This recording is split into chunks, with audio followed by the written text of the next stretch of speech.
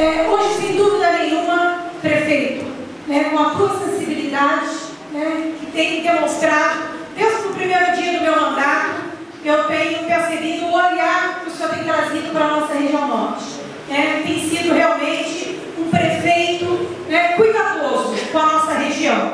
E acho que todas as lideranças que aqui estão são testemunhas disso. Hoje, sem dúvida nenhuma, como colocou o senhor João Carlos, que é um marco para a nossa região. É um divisor de águas. Eu estou tanto tempo querendo descentralizar o serviço da prefeitura, um jeito legal de fazer isso, perante a lei. Falei, beleza, vamos fazer. Na hora, chamei meus amigos vereadores, aqui da Região Norte, todos eles me ajudam, e não faltou apoio desde o primeiro momento. Vamos começar esse projeto. E aí começou um trabalho de formiguinha, o pessoal foi, visitou outros lugares, fez uma proposta para a gente, foi aquilo, lapidou, e no segundo momento já apareceu a seguinte coisa. Eu falei, peraí, se vai dar certo para a região norte, por que não fazer para as outras regiões de São José? Porque a subprefeitura tinha um conceito antigo que era o seguinte: só vai ser subprefeitura aquele que for longe do centro. Por isso que existe hoje a de Eugênio de Melo e existe a de São Francisco Xavier.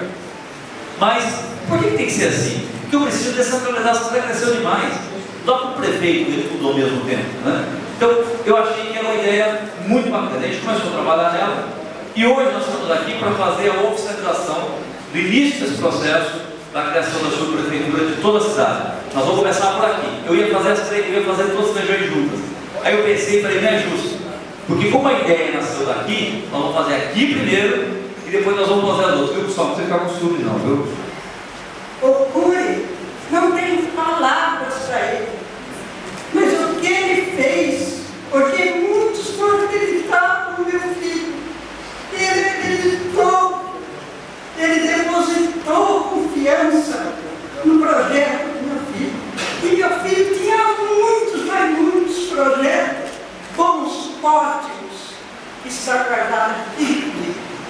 E tenho certeza absoluta que essa subprefeitura, através desse projeto de lei que nós estaremos aprovando hoje na Câmara, deverá